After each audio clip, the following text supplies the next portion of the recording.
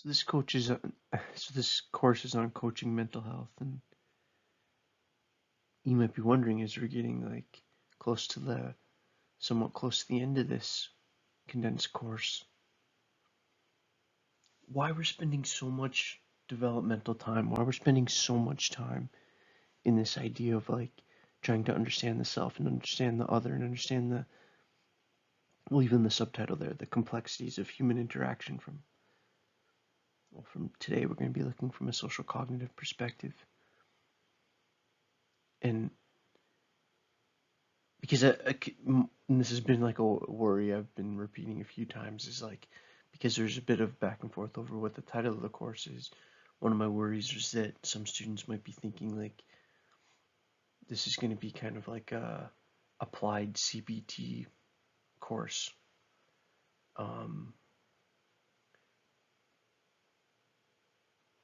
which would also make sense, right? That's like would be in some ways would almost be a part two to this, and I'm going to basically make it as like the final assignment for this, because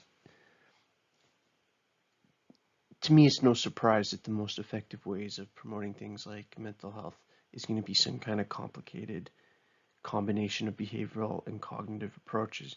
And one of the reasons why CBT and those approaches are so widespread is because you can actually take those ideas and implement them in such varieties of situations. And I know you've heard about it before, and I know you've heard of probably the book Mind Over Mood before. And if you haven't, I would recommend it.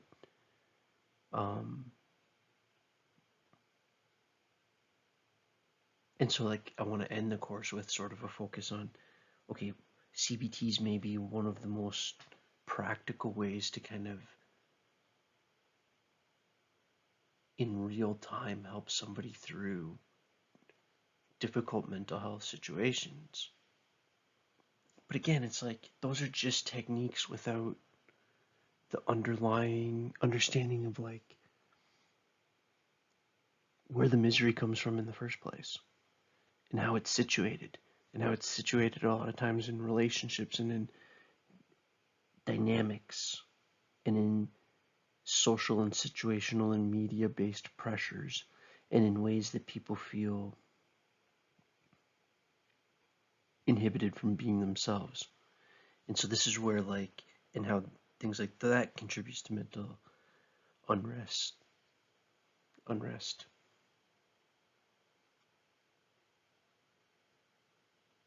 I've missed you. It's like, I know that like we don't hang out. We have the remote teacher student relationship, but I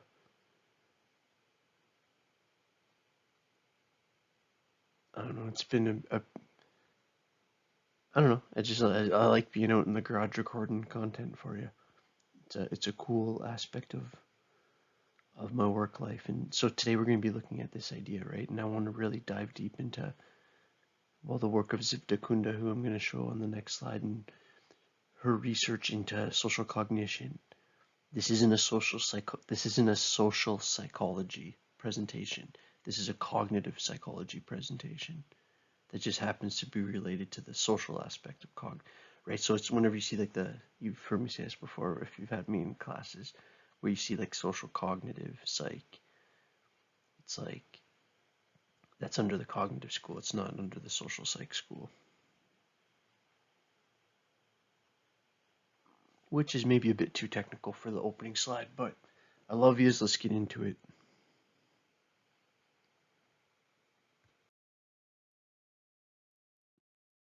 So back several moons ago, I did my schooling at Waterloo. Like I did all my schooling at Waterloo. Um, so I'm from this area, right? So I'm from Kitchener, and so Zimtakunda was one of the sort of famous, on campus at least, like people within the psych department at Waterloo back in the day. Zimtakunda's not alive anymore. She was one of my favorite teachers. She's very nice to me, but she was kind of a boring lecturer, but an excellent writer and like an absolute leader researcher, which, that was always one thing that threw me off, where it was like her more than anyone, because I had read some of her stuff, and her classes were a bit slow, but it was because she was like so meticulous, I think would be the word, like just detailed oriented, and just would like, you wouldn't want to be in an argument with her because she'd show up with like 45 reasons why you're wrong, with like bullet points for each. And not that she's negative at all, I just mean like that's the type of researcher she is. It's like don't battle her. And so she had like, oh, so if you look around on the channel, that this is on the YouTube channel, obviously. um you'll see that there's an earlier presentation called Hot Cognition, and if you're in my developmental psych classes before, you've seen it. And this was basically her idea of like how emotional arousal, or irritation can affect cognitive systems.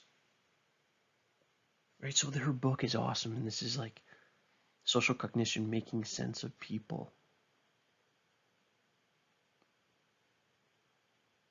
And in this presentation, I want to kind of do something similar to the Hot Cognition one, but a little bit different, because that one I did sort of an extended presentation on one chapter.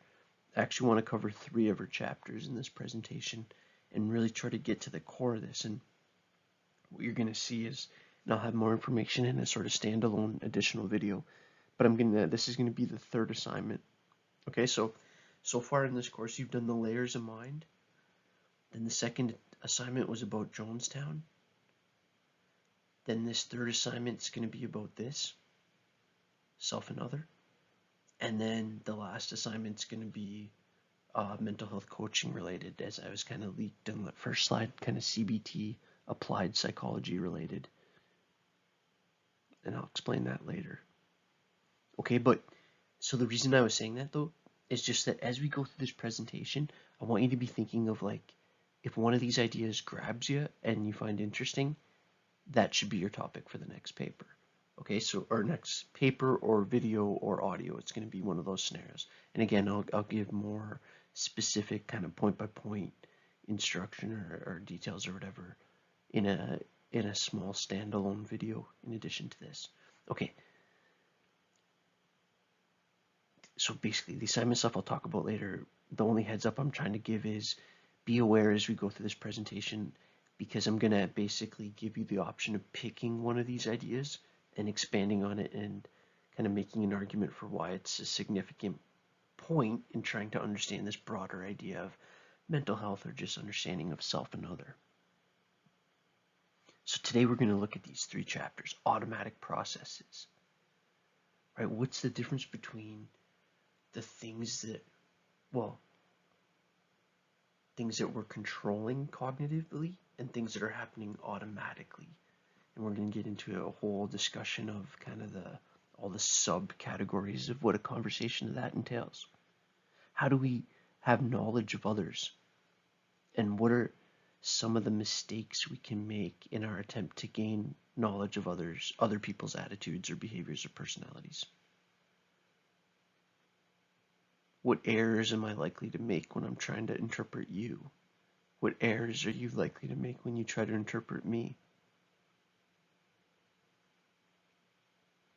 How do we determine what is and what was and what might be? All right, grab a coffee, grab a comfy chair. It's like we're 10 minutes in, you probably were already sitting down. But again, I guess I'll just say slide 3 coming up. One thing about Zivdakunda that I hope you appreciate as we kind of move through this presentation is she's sharp. Her language is so sharp. It makes so much sense for this course with like how we're doing our assignments, where I'm trying to get you to be concise. She's concise, that's another way of saying it. But she's the type of person that's concise, but her book's still 400 pages. It's like every sentence she's like following that Shakespeare word of like, or I don't know if weird to confuse Shakespeare and Stephen King, but one of them said like no unnecessary words. She was like that. But anyways, okay, so automatic processes, judgment and behavior.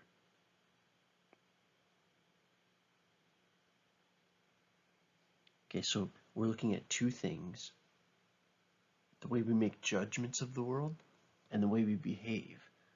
But we're looking at a specific scenario when that's happening outside of our awareness or intention or control or effort. So what's that mean? It's like you're not. How do you respond to the things where you're not really controlling the response? These automatic processes. Let's get into it. So the first idea to sort of highlight here, and I'm just going to kill my camera so I can get this full definition. This slide's a little text heavy, so I'll leave it up for a sec, because I think we want to distinguish right away, and all the page numbers you're seeing here are going to be from that same Making Sense of People's Social Cognition book. I don't know why I said the title out of order there. But okay, so automatic and then controlled. So this is sort of like, it's either one or the other. You're either trying to do it or it's happening without you having to try to do it, which would be automatic. It's automatic processes are those processes that occur outside of awareness. You're not even aware you're doing it. It's carried out without intention, uncontrollable, and that one could not stop even then once it begun. We're highly efficient in that few cognitive resources are required, and it can occur parallel to other processes.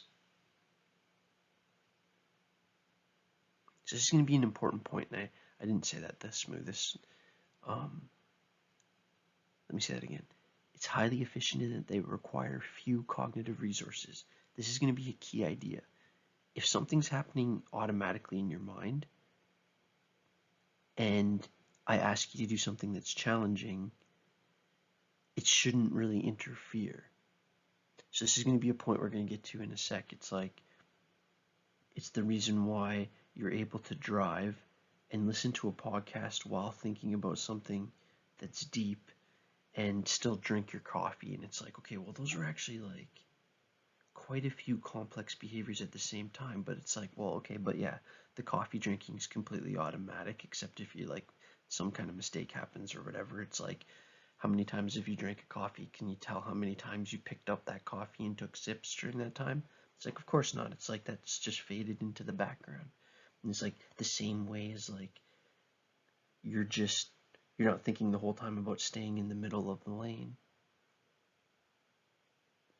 So you could say in that scenario that unless something happens, like a car cut in front of you, and then all of a sudden your attention is going to get slammed to that immediately, and it's going to kind of shift your cognitive system, which we'll talk about in a second too.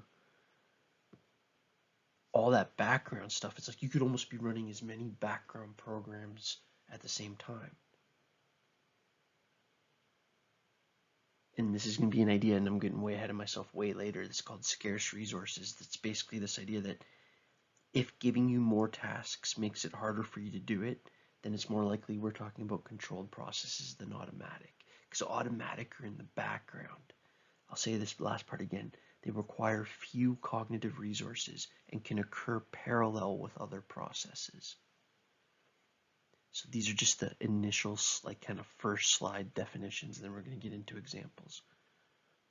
So then controlled processes are characterized by being carried out with intention and awareness. You're doing it on purpose. Right? If I say, like, pick between this and this, it's like, well, you're like purposely looking at what I'm talking about and picking one of the two things.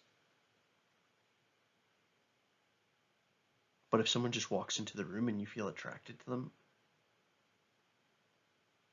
and it felt natural and it happened in a split second, that, my friend, was automatic.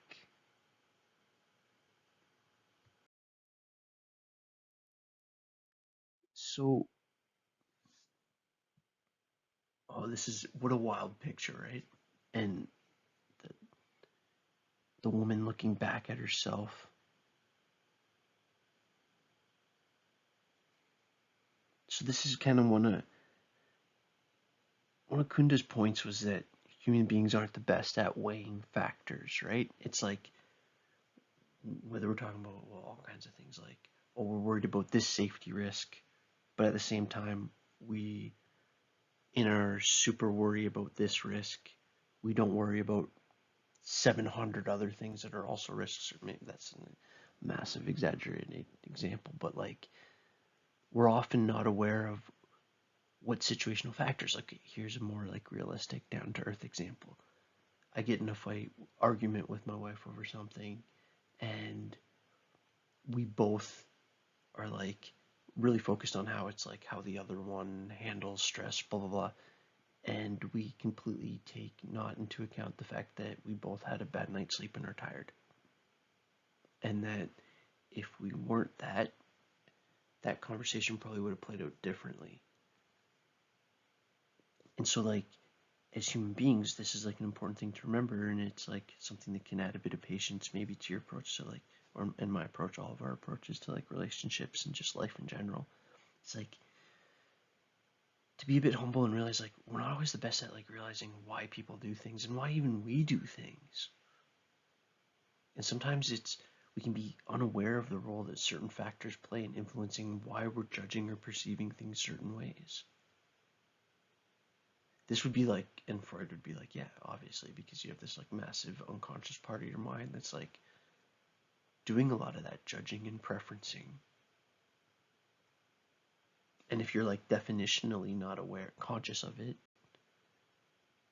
then it's hard to have that as weighed correctly in your explanation of events.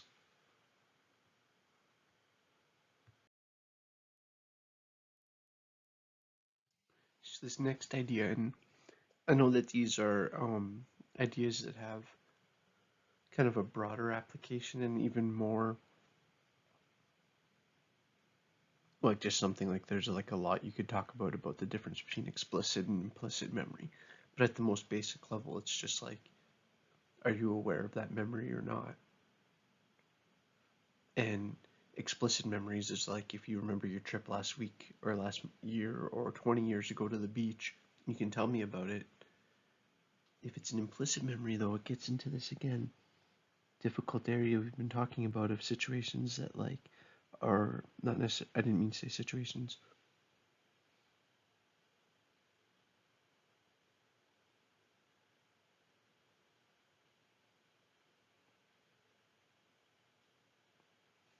And well, Carl Jung called them complexes. And I think even though that's like dated language, I think it's philosophically a way of saying it, right? Like think about if you were, and I don't mean to bring this up, but like think if you've ever been like, um, after a breakup and like in a rough place emotionally, like you could certainly say that your energy or your feelings in that situation were complex. It was like a complex of energy, right? And it's like, I know we meant something more specific and deeper than that, but like that's sort of the idea that like what gets stored is complicated. This is like complex, almost like energy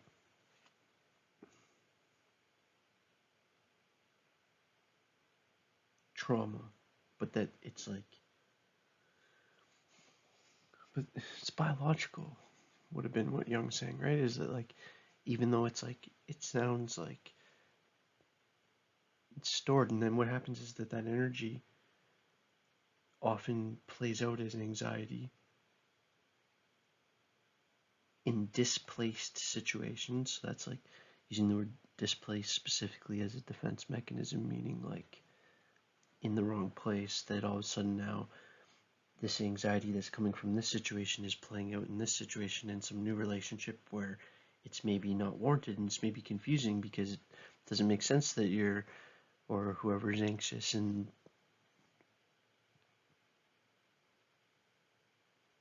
so this is this implicit memory. So what I want to kind of be looking at today is like these unconscious influences on things like past experiences on and how that influences things like our judgment and our feelings and our behaviors.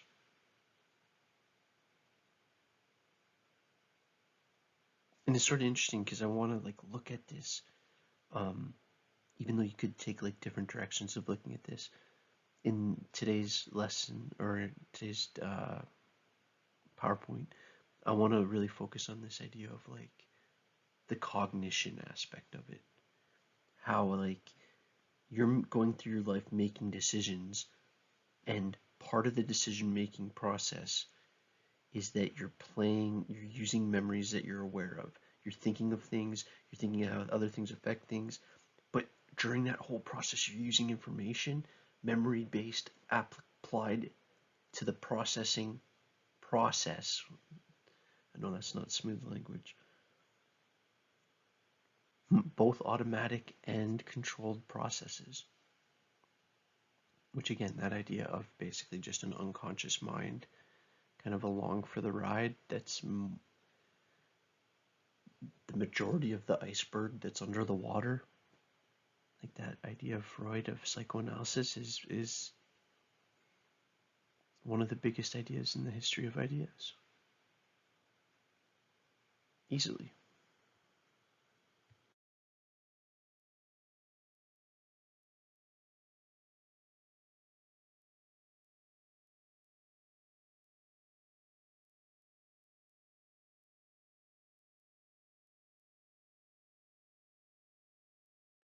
You're walking down the halls at Nipissing on your way to Mike's amazing mental health coaching class.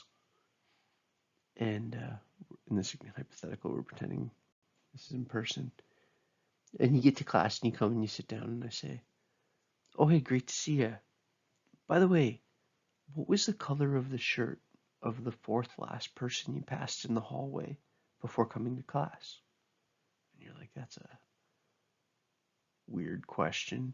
I have no idea." It's like, "Are you sure?" And this question has baffled psychologists for a long time, because the reality is that if that person was sort of in your immediate proximity, the chances that at least peripherally your visual system saw that person is really high.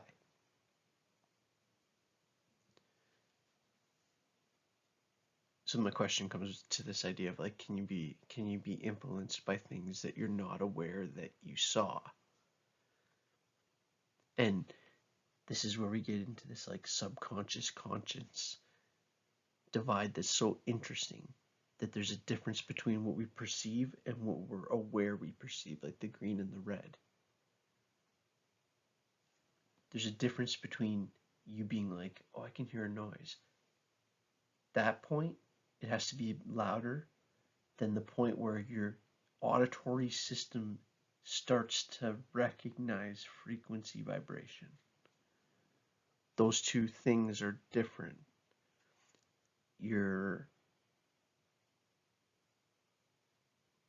Without getting too complicated, your perception, what you can perceive, and what you can be aware that you're perceiving, if we were to give numbers to that, the numbers would be different.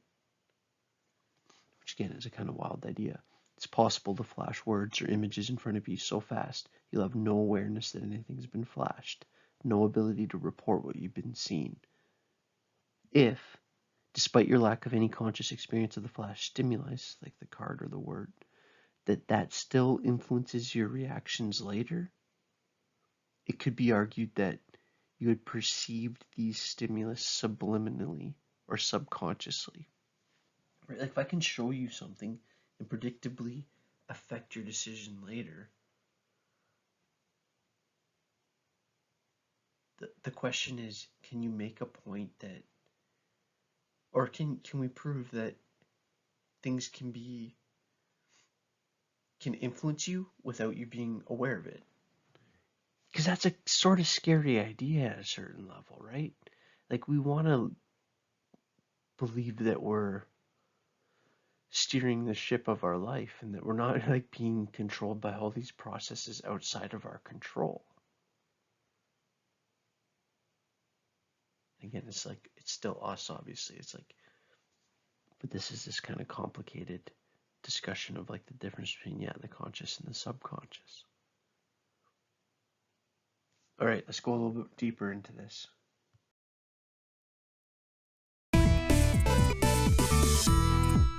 In 1957, an advertising executive from New Jersey announced that he had convinced moviegoers at a local theater to buy more popcorn using subliminal messaging. He claimed that 45,000 moviegoers were exposed to flashes of the words "eat popcorn" and "drink Coca-Cola" on screen during a movie, with the words appearing and disappearing so quickly that viewers weren't even aware they were there. And as a result, popcorn sales increased an average of 57.5%, and Coke sales increased 18.1%. He got a lot of attention for this supposedly scientific test because those numbers are huge. It was every advertiser's perfect fantasy and every consumer's worst nightmare. The idea that we could be constantly influenced by messages we don't even realize we're getting freaked people out. Except the whole thing was a hoax. It turned out that there hadn't been an increase in popcorn or Coke sales at the theater in question. And according to the theater manager, there hadn't been an experiment at all. But that hasn't stopped us from believing in the power of subliminal messages. Surveys from 1983, 1994, and 2004 show that about 3/4 of people who are familiar with subliminal messaging believe that companies use it.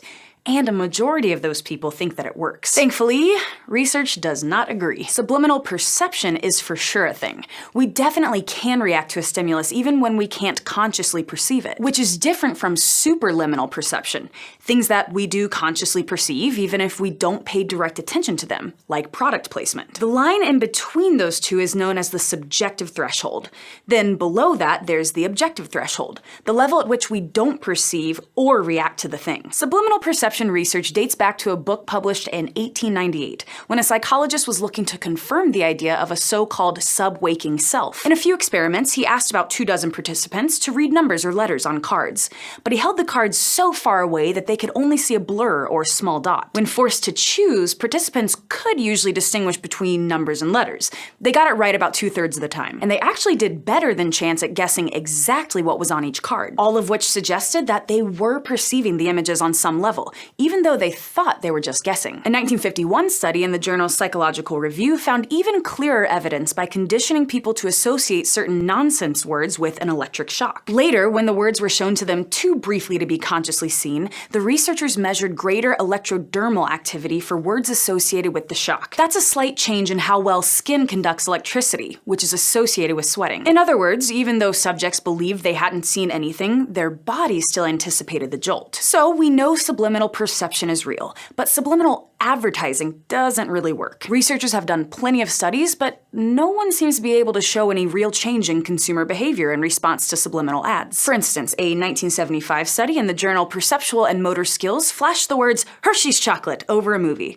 but the researchers found that none of the 33 subjects given the message bought Hershey's in the 10 days after the exposure. There's one exception though. A subliminal message can sort of work, but only if you're already motivated to follow it. A 2002 study of 81 undergraduates found that they did drink more water when subliminally primed with words like dry and thirsty, but if, and only if, they were already thirsty. If they weren't, the hidden messages didn't do anything. In a follow-up experiment in the same study, 35 undergraduates were asked to pick between sports drinks described as thirst-quenching or electrolyte restoring. They were only more likely to prefer the thirst-quenching drink if they were subliminally primed with thirst-related words, and were already thirsty. So subliminal messages aren't going to make you do things you don't want to, but they might nudge you gently in a direction you're already headed. It makes sense that subliminal messaging wouldn't drastically impact your behavior. The message is so subtle that it only has a subtle effect. Which is good, because subliminal advertising isn't technically illegal in the US. While Australia and the UK have laws against it, the US doesn't forbid advertisers or networks from using it. That said, a 1979 Supreme Court case ruled that it isn't protected by the First Amendment.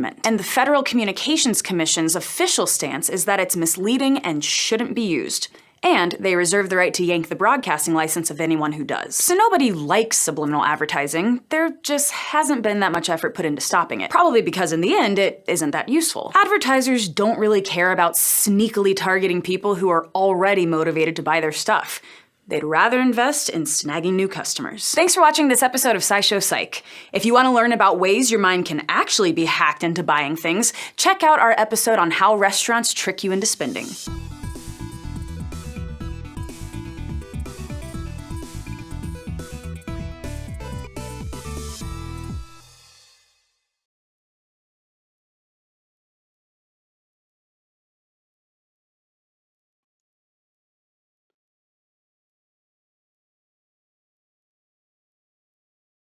when this is an interesting idea, and it's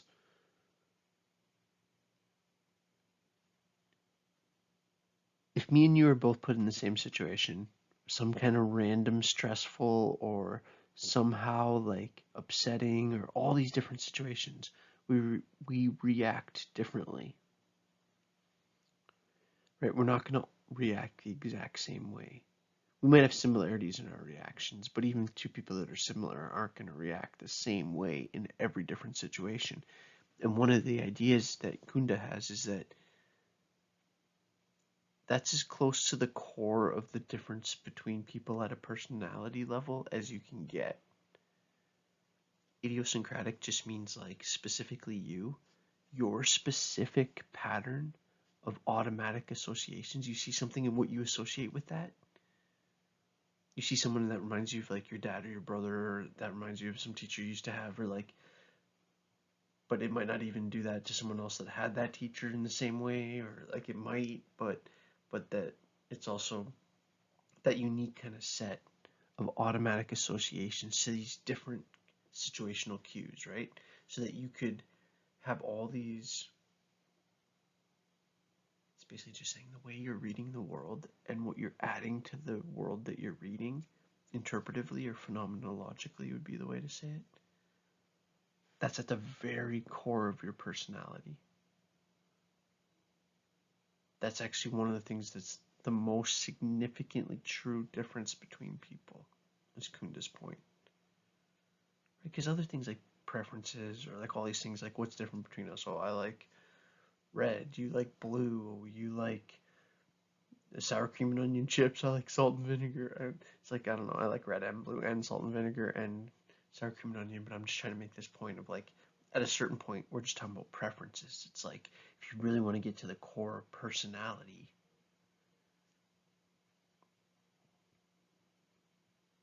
this almost gets to like a core Skinner behavioralist idea. It's like, don't ask people, put people in situations.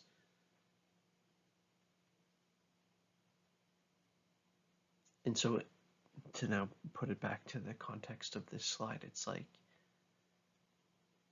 one of the ways that you get this glimpse of the differences in personalities is how people kind of their automatic reaction to different kinds of, well, I say they're differential situational cues, which is a fancy way of saying like different kinds of things that happen in their world, whether it's like things that trigger certain reactions or certain situations or seeing someone or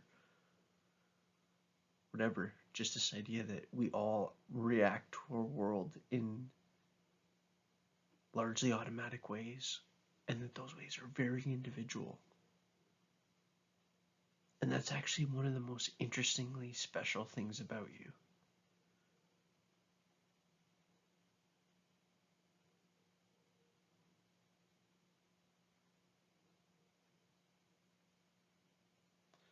Like, if you really sit back and think about that first comment, and I know, sorry, I'm like getting a bit deep, but I'm getting a little tired. It's like kind of late, and this will be my last slide, and then I'll finish the presentation in the morning, and get this out. No, I'll send an email tomorrow with like a bit of an update.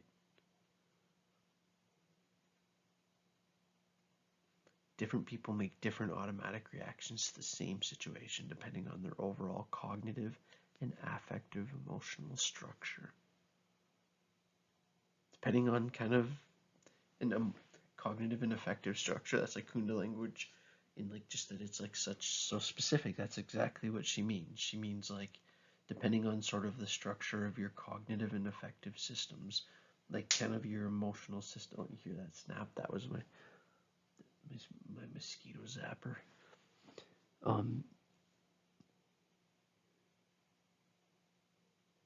Yeah, depending on the overall cognitive, basically like depending on who you are cognitively and emotionally, you respond to things differently, and that's at the core of this difference between personality. All right, I'll catch you on the next slide. You guys are like, yeah, you're getting super rambly. I'll get some sleep, and we'll keep going on this. But I hope you're finding this topic interesting.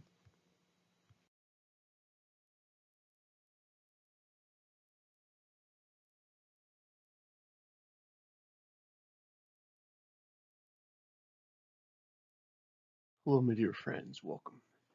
It's Monday, the next day, and we're back.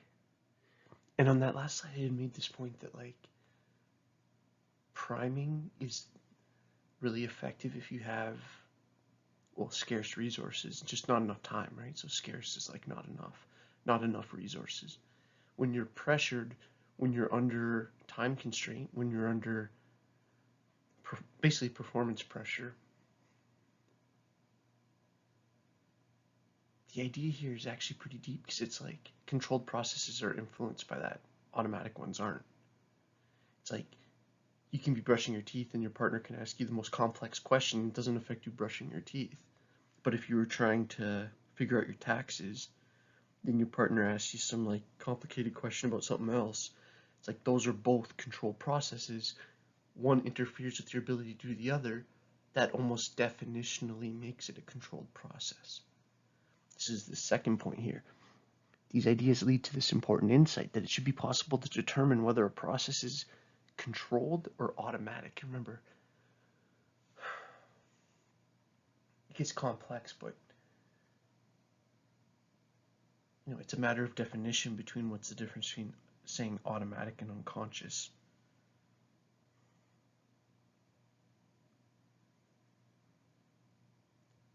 Except I guess you could say something's automatic when it's processing unconsciously outside of conscious awareness. Right? So the idea is like if me increasing your cognitive load, like asking you challenging questions and getting you to respond, it doesn't affect your ability to do something, then it's more likely that that thing is automatic. So the second part of that first sentence, automatic processes are so efficient that they can continue without disruption, even with minimal cognitive resources. Right? You could be getting, and obviously this is kind of it could be a dangerous situation, but you could be getting like a call from your boss and trying to like settle down your baby and you're driving at the same time, and it's like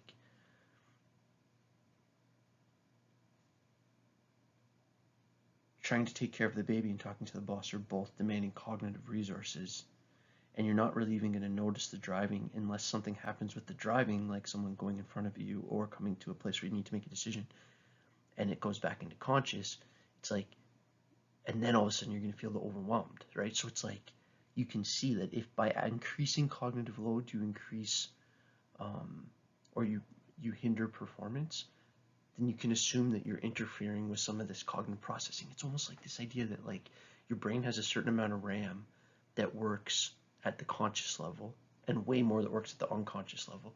And your hard drive, and this is a sloppy metaphor, but your hard drive almost like caps out easier at the controlled level. And that would make sense, right? It's like, because just think about it, it's like if while I'm talking I have to think of like how I'm moving my jaw when I'm speaking and what eye contact is and why I should look at the camera and not here, and why every single small piece that, as we become mature adults, we're continually automating more and more and more.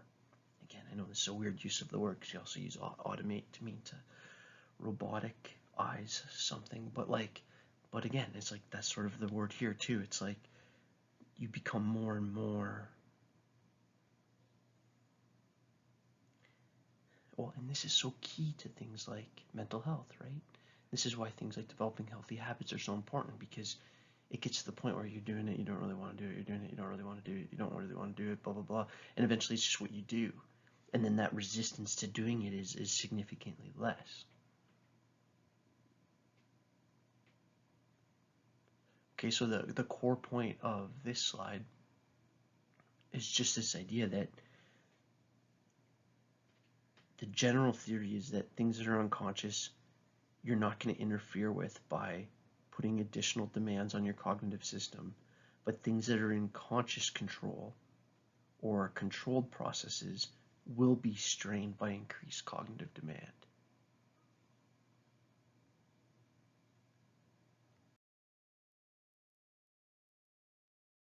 So this is an annoying one that a lot of us have probably dealt with, and again with this assignment, one of the things I'll make clear in the video I'm going to do about this, and because I'm thinking about this more and more as we work through this, I don't really need you to do like unless you want to, you can do like sort of a research paper and look into this idea of like, say, thought control, and or I also want to give you permission to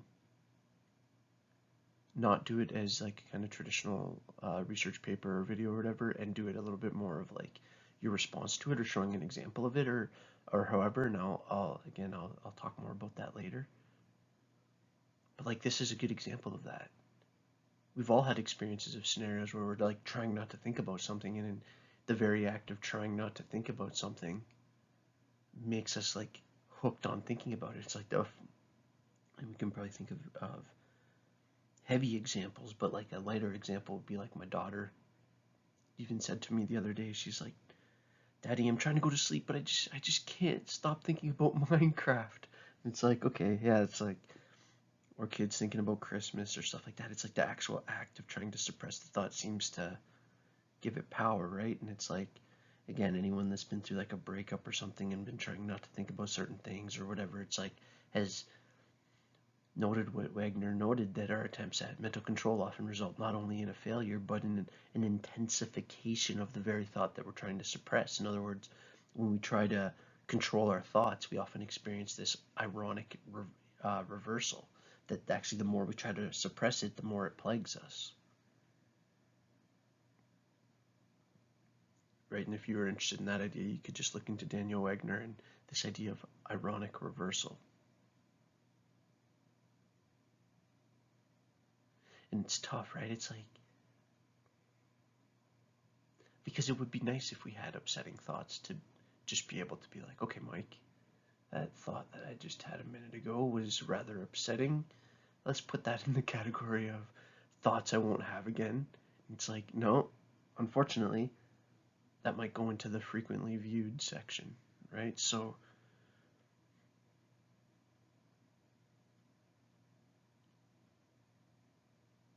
this is how people can get trapped in loops and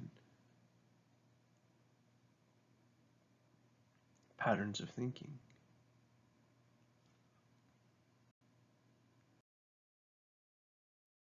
So there's 4 people in each of these images, and I want you to really focus on the 2 with ties. And I want to show the contrast. And this is actually a beautiful image that's really simple, but that really gets to the heart of this concept. And this concept is called the fundamental attribution error.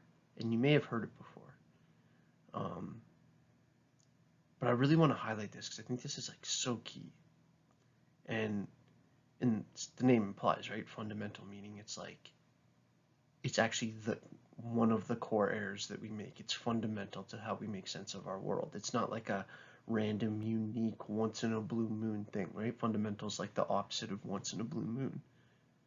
And it's an error, meaning it's a mistake. So it's a fundamental mistake that we make. And this fundamental mistake that we make is in the area of attribution, which is, well, something happened. What caused that to happen? Oh, there's trees down in the area. What would you attribute that to? Do you attribute it to lightning? Do you attribute it to wind? Was there a car accident? Right? What's the cause, or what's that attributing factor? Okay, so now that we have the definition of the 3 words under our belt, it's this idea of like, let's keep going here. So it's like, the guy in the purple comes in. He's late. So let's just say this, in both scenarios, the guy in the purple and the guy in the red tie are both late. On the left, the guy in the purple tie is late. He comes in, right? In his head, he's like, well, I'm late because of these 900 environment-based reasons, right? Maybe, oh, my wife had me help the kids more than I usually do in the morning, and then the coffee wasn't ready, and I had to make the coffee, and then I had to do, then the traffic was terrible, and then the line at Tim Hortons was huge, and whereas the guy in the red ties look at him and is thinking, he probably just slept in and doesn't care. Next day, the guy in the red tie shows up. Oh, the world's against me. It's like the traffic, it's the line at Tim Hortons, it's people are walking so at a slow pace in the hallways, and the guy in the purple's like, this guy's lazy, doesn't care, slept in. what's the point? When we attribute to ourselves, we tend to overemphasize environment. When we judge others, we tend to overestimate personality. So it's like when we're making sense of our own life, we make a mistake because we overassume the role of nurture. We think that like it's all just what happened to us. But with other people, we think it's actually them, right? So if I do, this is actually huge. So it means like, say I do something shady, it's like, oh, I only did that because of situational factors. But if you do something shady, it's because you're shady. So see how that's like this fundamental error. It's this fundamental disconnect between how I interpret you and how I interpret me. And the problem is you're doing it too, but in the almost exact flip way.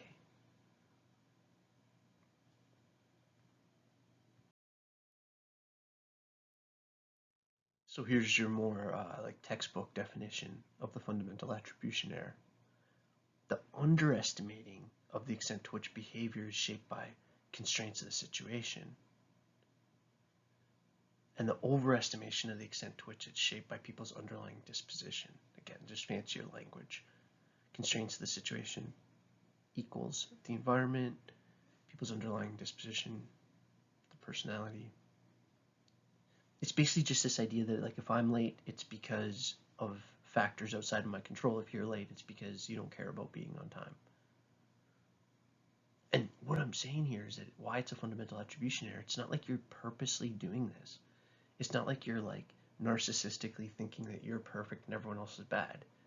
It's that since you live your world through your own eyes as an embodied physical specimen, an embodied physical biological entity, it's like, of course you see it through your own visual system, which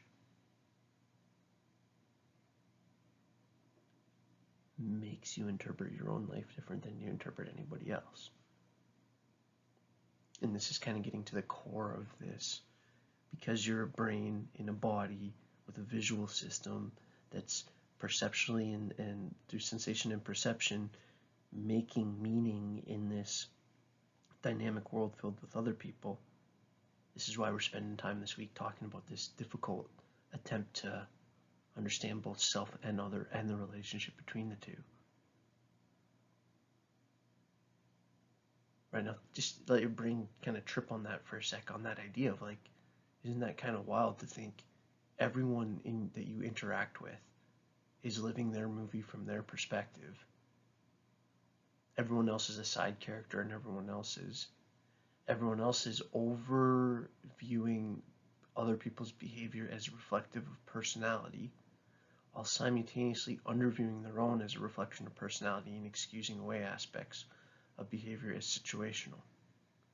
It's such like a fundamental misunderstanding of each other. It's a fundamental attribution error. It now appears that when we observe a person, you don't have this written down. This is just sort of Kunda's summary of this chapter. I'll start that again, sorry. It now appears that when we observe a person behave, we jump automatically to conclusions about the person's underlying traits, but can correct these judgments to account for situational constraints only if we have sufficient cognitive resources. Right? So we have this tendency to make these mistakes, but we also have the mental ability to correct for those mistakes, but we're only going to do that correction if we're not under so much mental load that it almost stops us, right? It's like if you're at your best, yeah, you can deal with a lot of this stuff, but when you're stressed and tired, it's like the tendency of this to overwhelm is huge. And this is one of the reasons for the fundamental attribution error. It also appears that successful suppression of undesired thoughts requires the combined operation of intentional controlled searches for distractors and automatic searches for the unwanted thoughts. So it's like, this is, I feel like I don't know if I remove that slide, or one of the things Kunda talks about is just this idea that like, you can't just try to not focus on the thought. You have to actually do thought replacement. You have to actively search for substitutes, because one of the things her research found that was fascinating was that when you're in a bad mood, not only do you stay locked on negative thoughts, you're actually actively suppressing positive ones. So it's a double whammy. You're reinforcing the negative and suppressing the positive. The the two things that, when are combined, are almost guaranteed to keep you in that negative mood. When cognitive resources are scarce, the controlled search for distractors is disrupted, but the automatic search for unwanted thoughts continues. Yeah, so like when you're in that stress state, it's like that part of your mind that's able to generate ideas that might be able to like cheer you up and get you out of it gets hindered, but that part that like wants to replay the sad old movie is like well rested and ready to go, resulting in the hyper-accessibility of unwanted thoughts.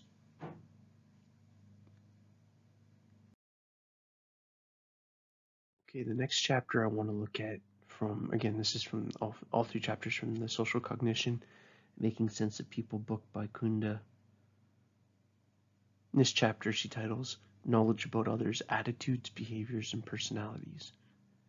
Right, and so I like the fundamental error idea as her segue between these two chapters, because this is kind of getting more into this, right? So if I'm saying on that last slide that one of the most important things to understand about this relationship between self and other is, I move out to the garage for no sound, and now my neighbor's cutting their grass. I'm gonna have to see how loud that is on the recording, but yeah, let's get deeper into this idea of how do we know about others' attitudes, behavior, and personality, and how do we know that our assumptions are accurate?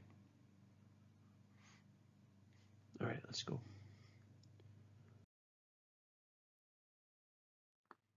So here's one that would be interesting for your project, and also an interesting one in helping us understand sort of the current world, is this idea of false consensus, or like thinking that everybody agrees about something that when in reality they likely don't. And that's even more difficult in a country like Canada now, where censorship is so rampant that if you think that some people are concealing ideas, you're likely right.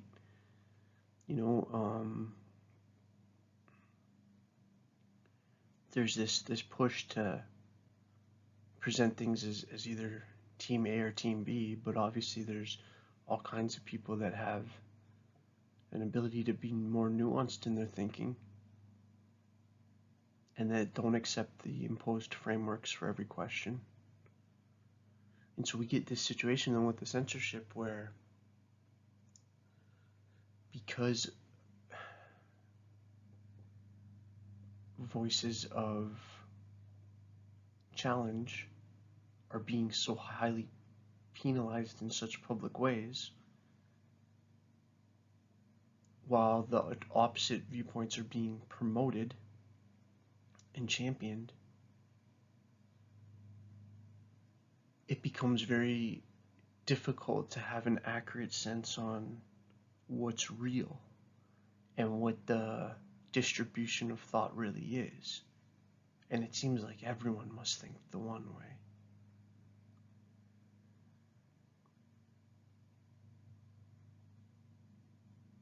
When people's own choices, attitudes, and beliefs bias their estimates of those of other people.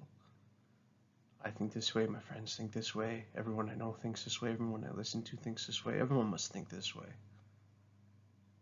This can lead them to think that their own view or reaction is relatively common, while viewing alternate reactions is relatively uncommon.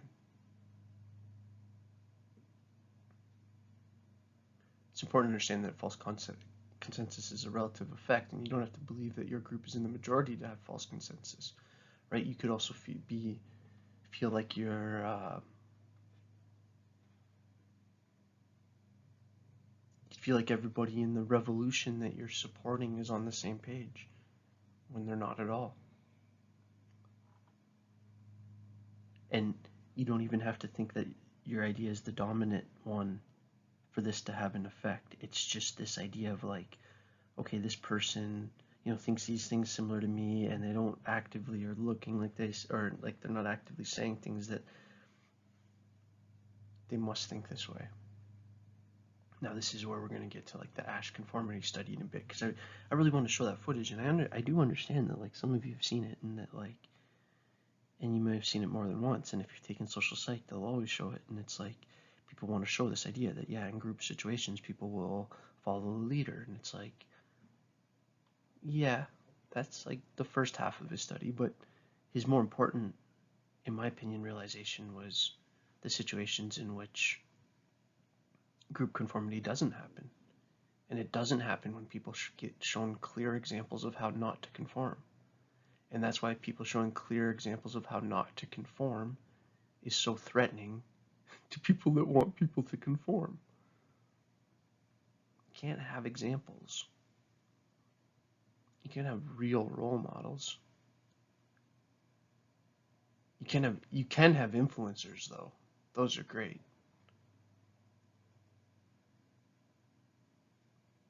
So here, anyways, I got ranty there. So anyways, here's just an interesting kind of like light example. It's like if you ask people how common they think smoking is, it's going to be their answer will be heavily influenced by how many of their friends smoke. Right? If you ask somebody that like no one in their immediate family and friend group smoke, they're probably going to guess lower than the average. And if you ask people that come from a family where there's a lot of smokers, they're going to guess higher than the average, right? Which is just sort of an interesting thing to say that like our social situatedness or like our specific lived reality shapes how we make sense of things even at like a cognitive processing level.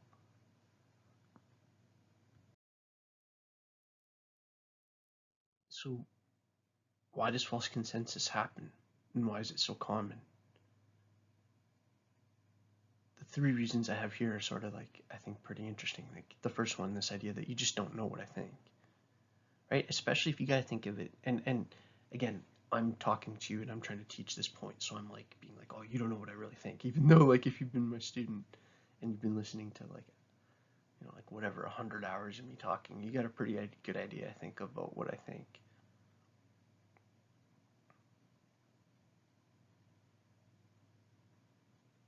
But at a certain point, it's like you could even ask the question, or is that what I want you to think, right? It's like we at a certain point we don't know, we can't see other people's minds, and we also don't see everybody. This is called the availability heuristic, or this like sampling issue, right? That it's basically like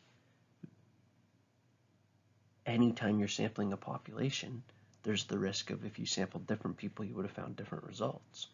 And so like if you're talking about something like quantitative statistics, there's like ways you can design studies that are more likely to be representative, but as if we're talking about doing like some kind of statistical study. It's not like the news media we're exposed to cares at all about availability heuristics. Availability heuristics is like this idea of like if you really want to know what people think, you should be getting like a kind of a variety slice of opinions from people throughout the society. It's like kind of the opposite of the concept of mainstreamed media and the Associated Press that feeds stories to everyone. Individuals we interact with come to mind more readily, right? That it's actually like not only do I not know some random person's mind, also I'm being exposed to them over other people for possibly a random reason, and this idea of like the stranger random person doesn't influence us as much as the close person. All these things are like threats to if you're doing like actual research. All these things make sense to why a biological animal would be that way. Why a human being would care more about the people around them that they interact with more, be more conscious and able to read situationally relevant gestures and behavioral patterns.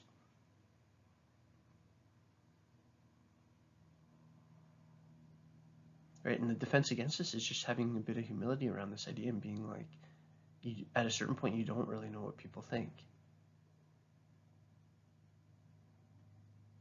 Especially in situations where it's very clear what is supposed to be thought and what is supposed to not be thought.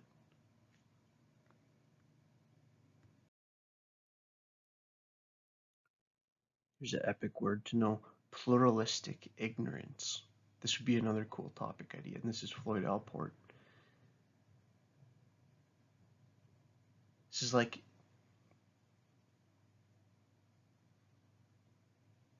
everybody being forced to do something, lots of people not being cool with it, but everyone just seeing everyone else do it, seeing the people that push back at all humiliated. Everyone else must be cool with it. No one else is saying anything. So Allport noticed this, and this is back in 33, right?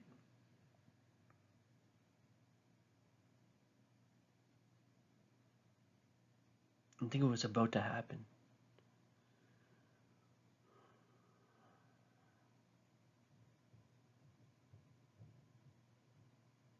Right, like the world's just about to see what happens when we follow blindly. Right, whether we're talking about like what's about to happen in Hitler's Germany or Stalin's Russia or Mao's China. It's like this totalitarianism that's about to, show itself in different ways in Europe, whether we're talking about like fascism or socialism or communism or nationalism. So these isms or whatever are these like mass movements where lots of people don't agree, but there's huge penalty for not agreeing, and everyone else looks like they agree, so everyone has this like internal discomfort because it doesn't feel right. It feels like people are lying a lot. It feels like people that should be serious people are saying what they've been told to say. I can't believe we're going along with this. I knew they'd see it my way. It's like that picture, I think, just sums it nice. Pluralistic ignorance. And that's why Ash's conformity experiments were so devastating, because they showed that actually if that ignorance gets lifted, if people see that like glitch in the matrix and all of a sudden they're like, oh, wait a sec.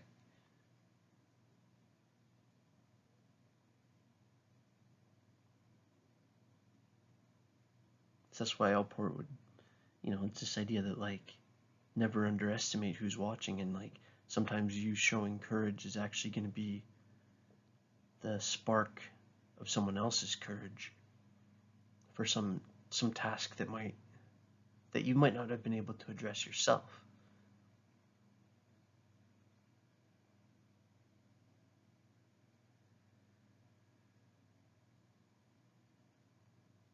It's complicated, this self and other topic, right?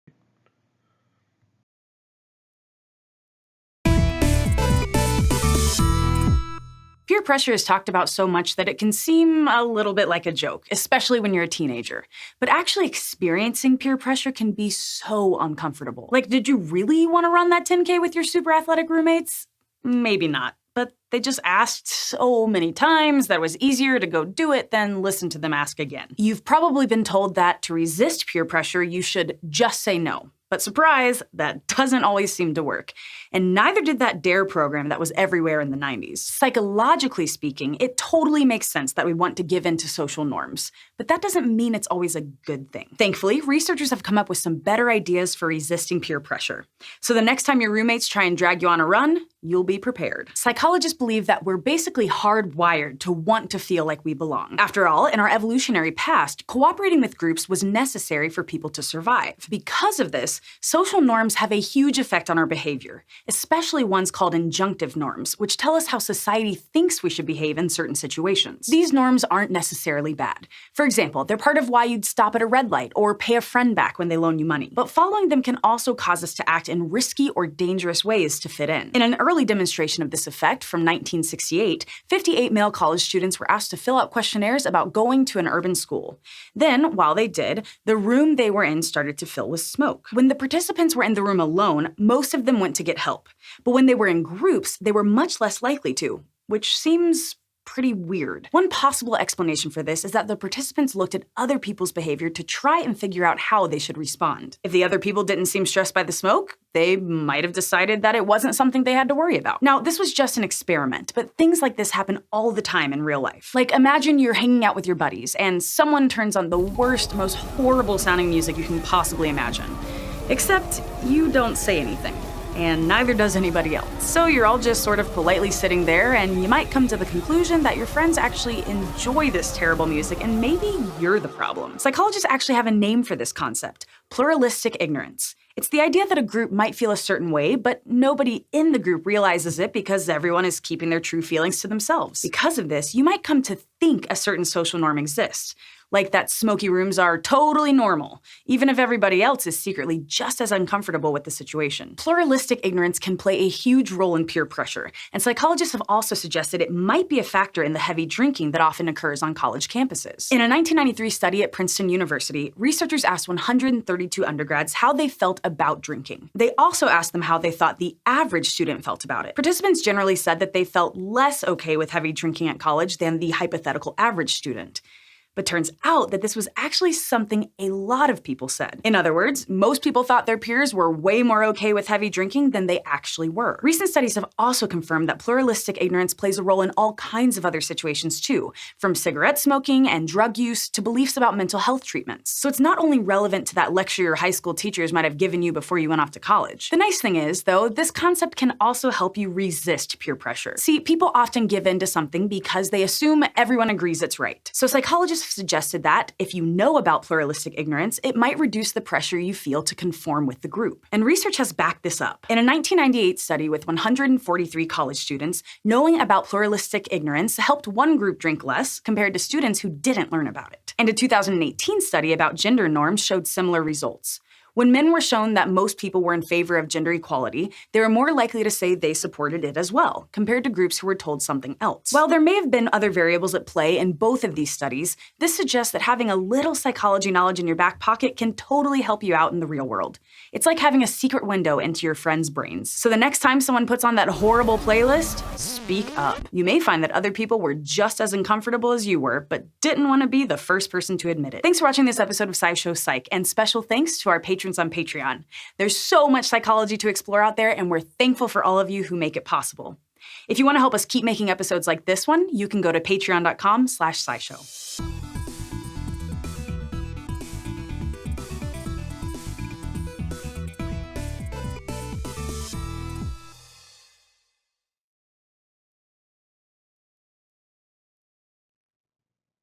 So this is sort of interesting, right? That we all know that, like,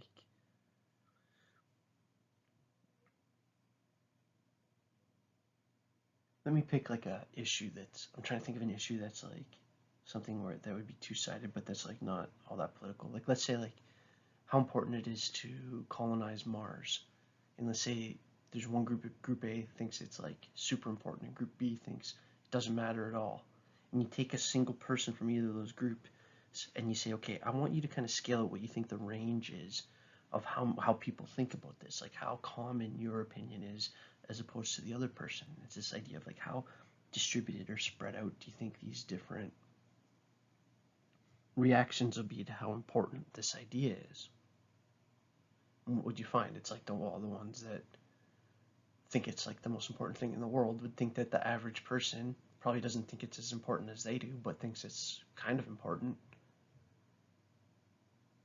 And so even though they're going to say that they're probably more intense than the average person, what they think the average is going to be higher than the other group that's going to say, well, like, I don't care at all. I know some people might care a bit. I can say the average is like a whatever. I'm just avoiding giving numbers because it kind of doesn't matter because it depends on the situation. But the point is that where you decide you are shapes where you see the average as. If it's something you care about, you're going to assume that the average person cares more than they probably do. And if you don't care about it, you're going to assume that the average person doesn't care more than they probably do. And again, this is actually like really important because it shows that like it can be problematic understanding things because and now, especially nowadays, where it's like there's always a new thing that we're supposed to be worried about and experts about, and it's like everyone's not on the same page on every single thing, and we're all thinking that our starting point is the normal starting point, and we're wondering why like it's so hard to have a normal conversation nowadays. And part of it is going to be developing some sensitivity to this idea that people have been exposed to different types of brainwashing over this past while, and so they've been like very influenced in different ways. So if you have a family member that watches Fox News all the time and a family member that watches CNN all the time, they've been perfectly set up to argue. They've both been presented the arguments against the other people's positions. They've both been presented the framework in which the other's argument seems wrong. They've been almost trained debate club style in how to take down the other side. What's the cost? Oh, just family cohesion and stuff like that. It's like we gotta stop playing this like team politics thing. Anyways, I'm getting off point, but you're more important than politics.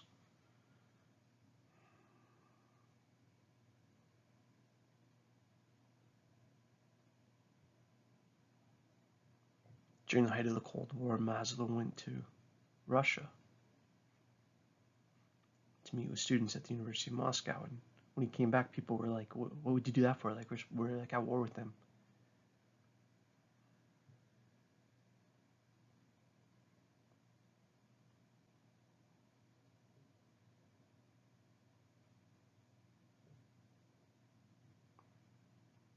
Maslow said he's metapolitic.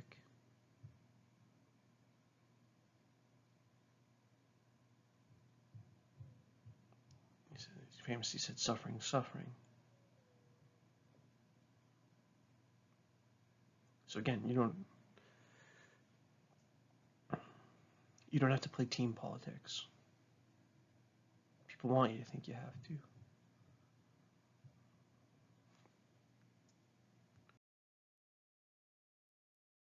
This sort of links with my last point. It's like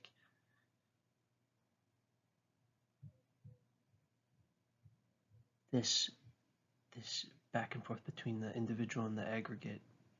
So the aggregate's like a group of people combined. In some ways, it's sort of the opposite of an individual. So it's like if we're in a soccer stadium, like the picture there, and there's a fire, you can predict how most people react. There'll be a certain amount of people that'll panic. There'll be a certain amount of people that'll get into kind of protective helping roles.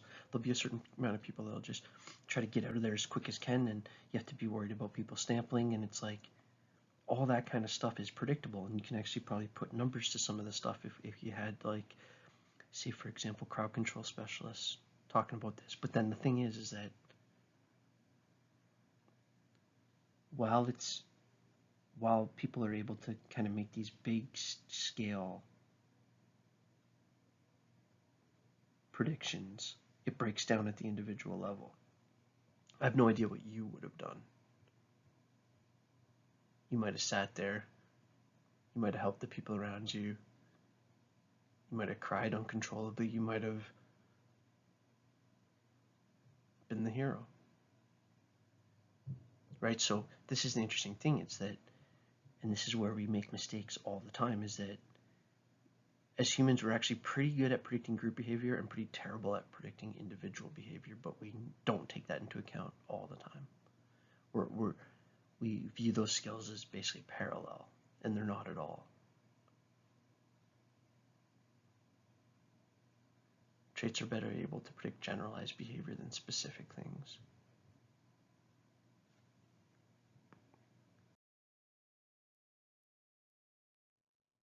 Okay, this second 3 sections summary.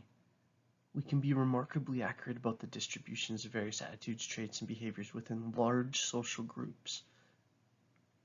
And we'll be more accurate when we're familiar with those groups, but we can be quite mistaken when trying to predict or explain an individual's behavior. We often fail to realize that even though this person's behavior is typical, or is typically quite consistent over time within a given situation, they may be quite different in other situations. There's so much individual ability to express uniqueness. But an experiment is not a public opinion poll. It examines behavior under the pressure of social forces, as the experiment of Solomon Asch reveals. The experiment you'll be taking part in today involves the perception of lengths of lines. As you can see here, I have a number of cards, and on each card there are several lines. Your task is a very simple one. You're to look at the line on the left and determine which of the 3 lines on the right is equal to it in length. All right, we'll proceed in this order. You'll give your answer. Only one of the people in the group is a real subject, the 5th person with the white t-shirt. The others are confederates of the experimenter and have been told to give wrong answers on some of the trials. The experiment begins uneventfully as subjects give their judgments. 2. 2. 2. 2. 2. 3. 3. 3. 3. But on the 3rd trial, something happens. 2. 2. 2. 2. 2. The subject denies the evidence of his own eyes and yields to group influence. 1. Ash found subjects went along with the group on 37% of the critical trials. But he found through interviews that they went along with the group for different reasons. 1. 1. They must be right. There are 4 of them and 1 of me. 1. This subject's yielding is based on a distortion of his judgment. He genuinely believes that the group is correct. 1. 1. 1. 2. 1. 2. 2. 2. I know they're wrong, but why should I make waves? 2. In this case, the subject knows he is right, but goes along to avoid the discomfort of disagreeing 2. with the group. Here, the distortion is at the level of his response. 2. 2. 2. 2. In the previous experiment, the naive subject stood alone against the group. In this variation, Ash gave the naive subject a partner, here seated in the 3rd position, who also gives the correct response. 1. 1. 2. 1. 2. With a partner, yielding drops to only 5% of the critical trials compared to 37% without a partner. Although subjects report warmth and good feeling toward the partner, they typically deny that he played a role in their own independence.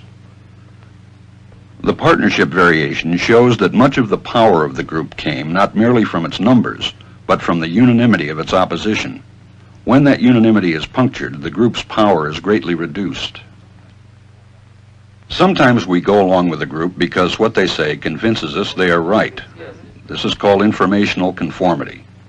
But sometimes we conform because we are apprehensive that the group will disapprove if we are deviant. This is called normative conformity. The strength of the normative factor is shown in another variation carried out by Ash. In this variation, the subject is told that because he had arrived late, he would have to write his answers. Subjects in this private response experiment are exposed to the same amount of misleading information as other subjects, but they are immune from any possible criticism by the group. 1. 1. 1. And this enormously reduces the pressure to conform. Conformity drops by 2/3. Ash's experiment is a classic. It reveals how people will deny what they see and submit to group pressure. It allows us not only to observe conformity, but to study the conditions that increase or reduce its occurrence.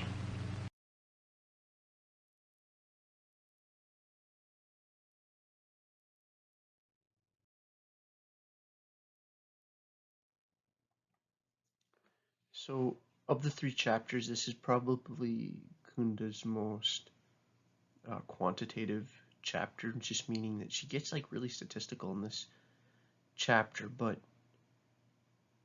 and I want to kind of note that because I'm sort of showing in this presentation like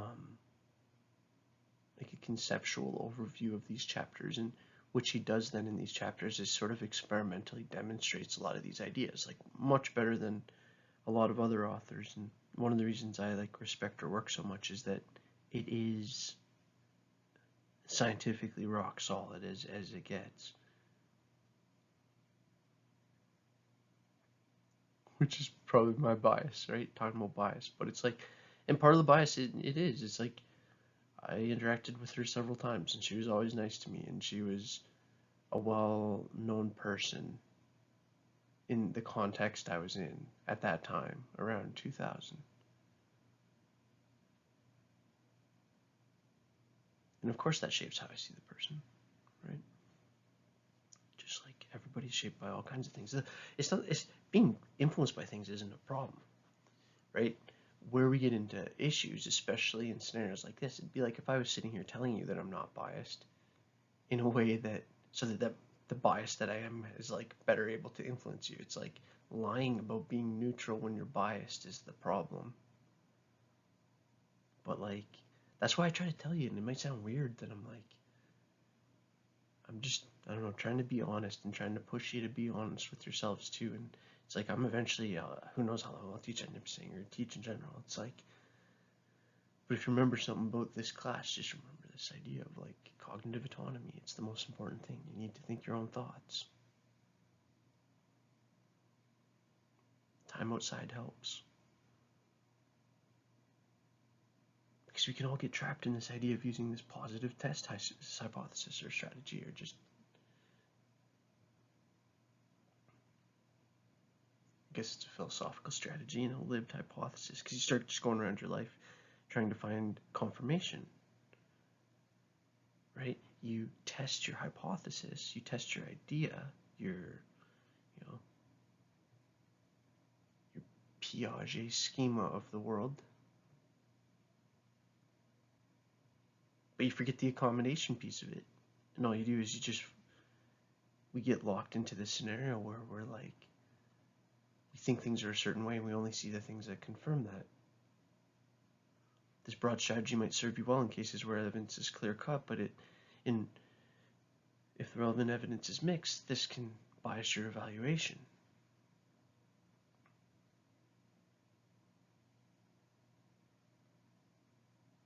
Now look at this next part, so deep that people use this positive test strategy to evaluate a hypothesis.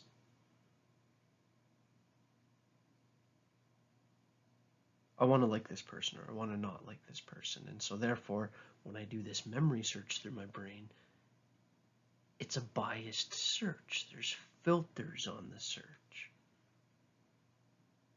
Like, see, this is where it's so interesting, is that like these biases even affect memory selection.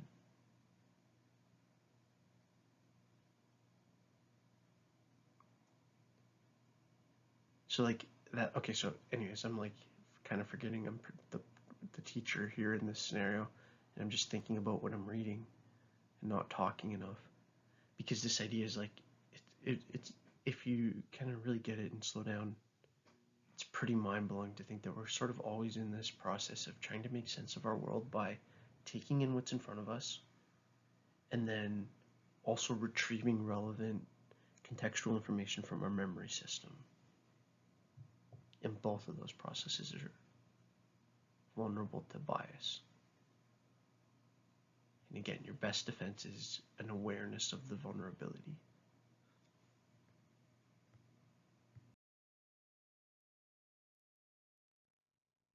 I was going to do another one of my dramatic effect, drop the camera and mic and just image for 5 seconds.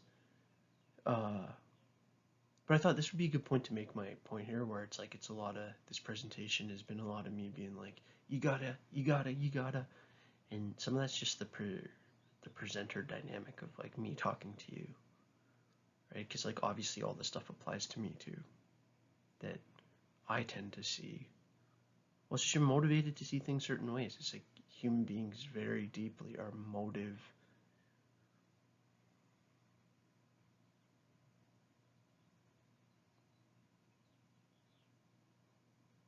are motivated towards goals, goal oriented.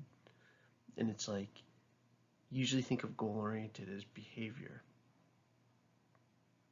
Imagine the idea of being goal oriented as a visual thing. Your visual system is goal oriented. Your perceptual system is goal oriented. Not just goal oriented doesn't just mean you can make a to-do list. Although absolutely means that too.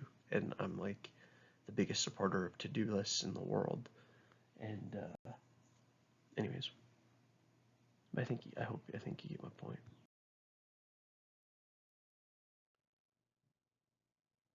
One of the issues here, and we're getting towards the end, but I want to make a couple points around the scientific method, right? And just like, if you remember back to the slide, and depending on how the order you're kind of going through some of the content, in the one slide on human society, I talk about Francis Bacon, right? And I talk about a lot of the Enlightenment thinkers and inventors, artists, right? And one of the things credited to Bacon is this idea of the scientific method, or basically just this idea of learning through falsification. It's like the goal of research isn't just finding support for your thing. It actually should be, especially if you're talking about like hard sciences, like say like mathematics or something, and you want to have this new law that describes something, or physics or something, and it's like, okay, well then the next thing is to try to do everything you can to prove that you're wrong. Falsification, the principle of falsification, or like Descartes' idea of like the importance of doubt. And it's like, or he'd say the fundamental significance of doubt. And that's the only defense against this like echo chamber, just like believing what you want to believe. It's like, no. If you actually want to call yourself a scientist, the most important thing is that you have an idea and you test it as rigorously as you can against the truth of reality. And if it still stands, then it's what we call a theory, a tested hypothesis, a hypothesis that was able to stand the winds of the real world. And then it's a theory, and then it's a theory until it gets replaced by a more high resolution theory. And that's actually the constructive process of scientific knowledge.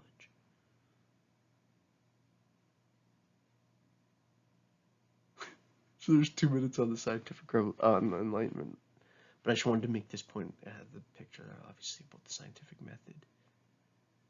It's like we don't do that when we're trying to make sense of other people. It's like we have this tendency that if like you know something about a person, especially something you don't like, the ability of that to skew everything else is intense. When we have mixed evidence about a person, merely entertaining a one-sided hypothesis about the person can increase our confidence in that hypothesis. It's like, say there's some politician, it's like if you only focus on the things you don't like about him and you don't want to hear anything about anything he's done positive, it's going to be a lot easier for you to not like him or her. Right? So it's this idea of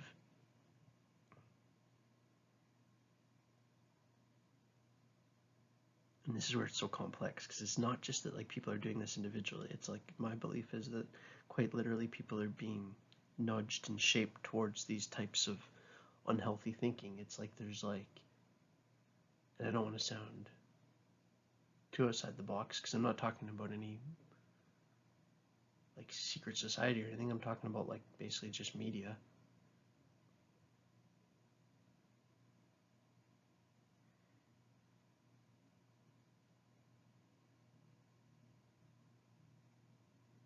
That's like, you could make an argument it's the opposite of CBT. What's been happening has been group level reverse cognitive behavioral therapy. And if people are interested in that comment, I would need to go a bit harder on that and kind of lay out all the principles of cognitive behavioral therapy and explain exactly what I mean by that.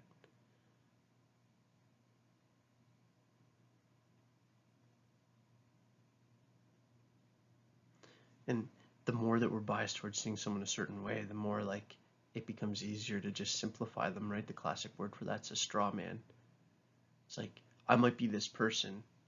I might be, let's just keep it light, like I might be a Leafs fan and you're a Canadiens fan, and so you don't want to like me and you don't want to see any good point I make. You want to attack the weakest part of me.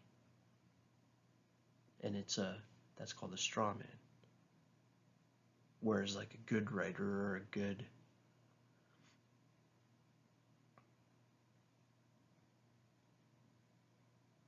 Dostoevsky, right? Crime and Punishment.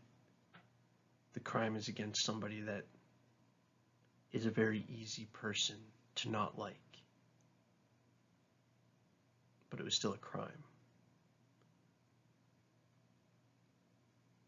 One of the reasons Crime and Punishment is such an epic book is like, he does, Dostoevsky, who's like kind of the non-fiction's equivalent of Nietzsche, it's like doesn't let an easy explanation be enough. It's like, no, things are complicated. All right, I'm getting super ranty. I'll give you the mercy of ending this slide. See, and it's interesting because it's like, part of what I'm saying too, it's not even that like people are being deliberately manipulating. Part of it, these are just like kind of cognitive errors that we can make when we're not sort of aware of enough. And so think about this question that's being asked: can your self-view, like how you view yourself, be influenced by how I ask a question about how you view yourself?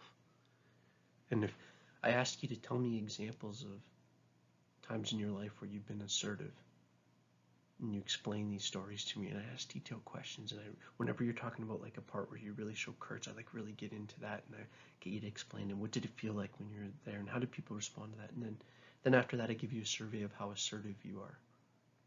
You're going to rate yourself higher than if we hadn't had all that pre-talk about it. At least this is Kunda's idea, right? That people have been brought to mind examples of their assertiveness will see themselves as more assertive. A different example, participants asked whether they were happy, recruited more happy thoughts and fewer unhappy thoughts than those who asked if they were unhappy.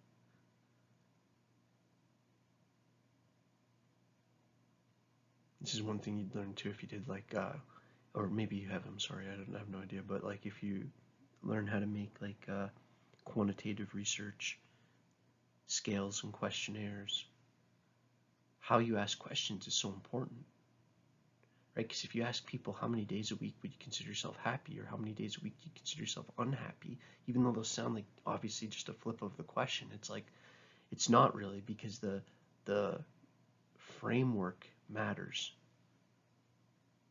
Just been asked whether they were happy rated themselves as happier with their social life than people that were asked how they were unhappy. Right? So you ask people, are you happy or not? And then they say, yeah, I'm like happy quite a bit. And they say, okay. Oh, and do you like your social life? Whereas to the other group, you're like, how unhappy are you? Do you like your social life? And it's kind of like the same idea as the priming thing, right? It appears that when one-sided questions bias self-views, it's due to the one-sided search through inconsistent memories and beliefs. It's like the reason that happens is the question, this is an interesting way of thinking of it, right? Why, like a trick question, or what's the word I'm looking, yeah, like a loaded question, why that's a problem, a misleading question or a leading question, why that's a problem is because it actually influences the memory search within the individual in their attempt to respond to that, which has this like ripple effect on, it's almost like, I want to keep, like almost a couple of times there said, it's like almost like the equivalent of leading the witness in a legal case.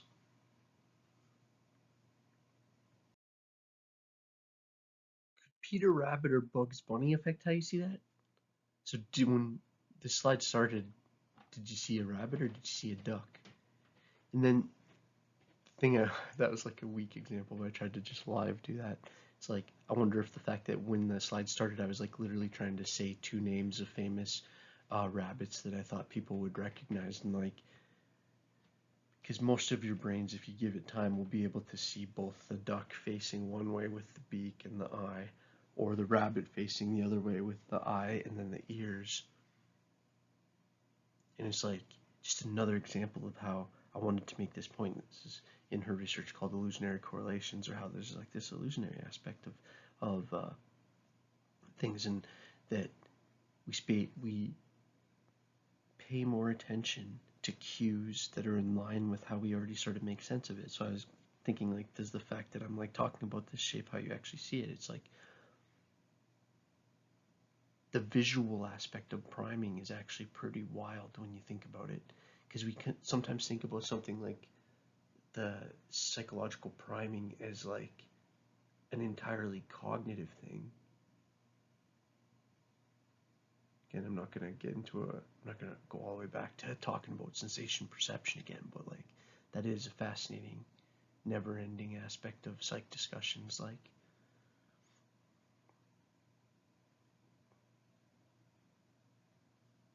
is it, so let's just say let's just for argument's sake say that me saying like Roger Rabbit or whatever I was saying made you think of a rabbit more than a duck when it was, say, 50-50 which way you were going to go. What about that made what part of your brain think that?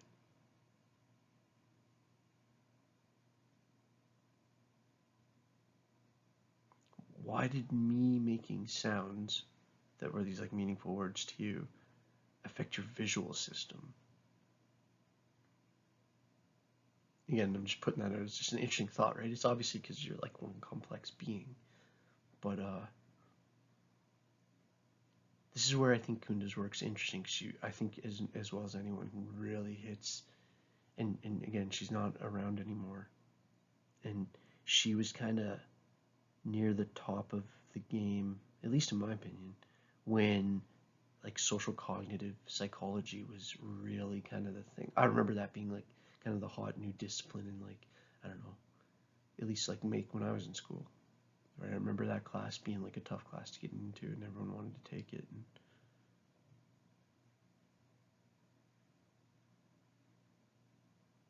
yep, this is my little mini honor to her.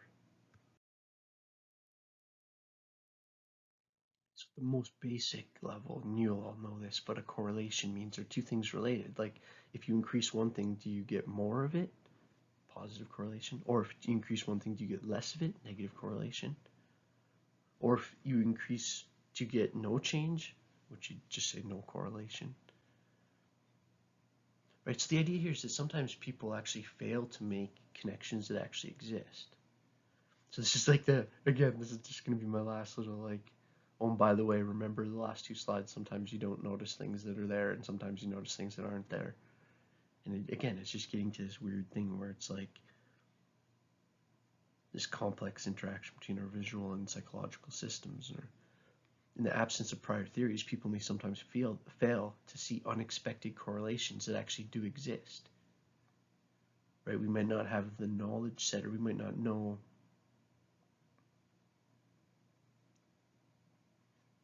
I don't know, we may not, this is such a weird, we might not understand things like tides, so we don't understand why the water goes in and out the way that it does at certain times and how seasons affects it and the moon and all these kind of things.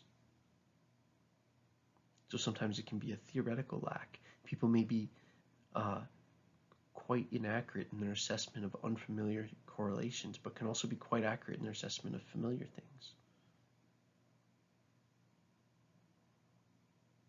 Right, so we're like, which is, again, her language is sometimes kind of thick, but usually it's clear. So if you kind of like slow down and just break it apart, it all makes sense, because she's basically just saying that like you're better at noticing patterns and stuff that you're familiar with, right? Like a weird example would be like I'm better at noticing the defensive patterns in a basketball game than I am in a rugby game because I'm more familiar with basketball.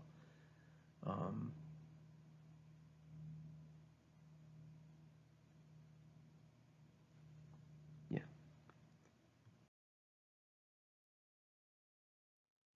Kunda also noticed something really interesting in her study, and I have two kind of final slides, but this is going to be like one of my last points. And again, I hope that you got something from this presentation. But her point here that's really interesting is that it's not like we have all these ideas and then all of a sudden one of them sort of wins out and they had all been kind of even or been fighting for, you know, what you really think, and then one wins out. It's like, actually, no, when this one goes up, the other ones all go down too. And she actually found this, and you can find it if you're ever interested and you want to look into her book or you want more information on it.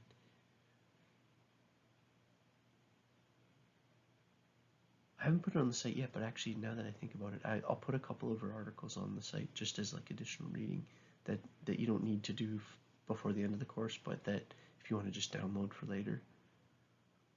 Yeah, what she found is that like actually liking one thing more, especially if it's like something significant, actually makes you decrease other things. Different people may construct very different models of the same event or of the same person, especially if they hold different theories about the nature of the social world, especially if they watch different news channels or different social media echo chambers, right? And this is where I'm like, I'm not trying to critique anyone. I'm trying to urge for patience, right? And trying to like say that at an individual level for you, it's like, it's in my family too. Like everybody has strong opinions, and I think sometimes the way forward is going to be recognizing that like we all need each other more than we need to be right about specific arguments. That's my opinion, anyways. In testing hypotheses is people rely on the positive test strategy, which entails seeking cases that match the hypothesis. And people use this strategy both when searching their memories for pre-existing knowledge and when searching the external world for evidence that bears on the hypothesis. When the evidence base being searched is mixed, containing information that confirms the hypothesis as well as disconfirming information, use of the one-sided positive test strategy can bias people towards confirming their hypothesis. Because information about the social world is typically mixed and inconsistent, we may often be biased towards confirming any hypothesis we entertain about our own or other people's attributes. One thing I would recommend if you're interested and if you're taking notes, I'd just pause here for a second and get this down. Because one thing Kunda does is, in the book, I think that's actually like the full conclusion that I took. Because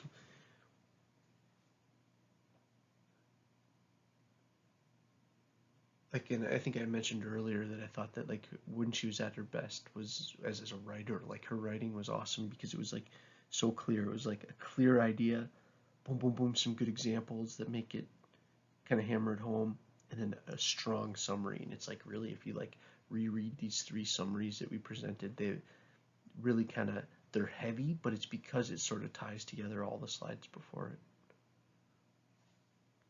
Yeah, that's my Zivda Kunda tribute for this class.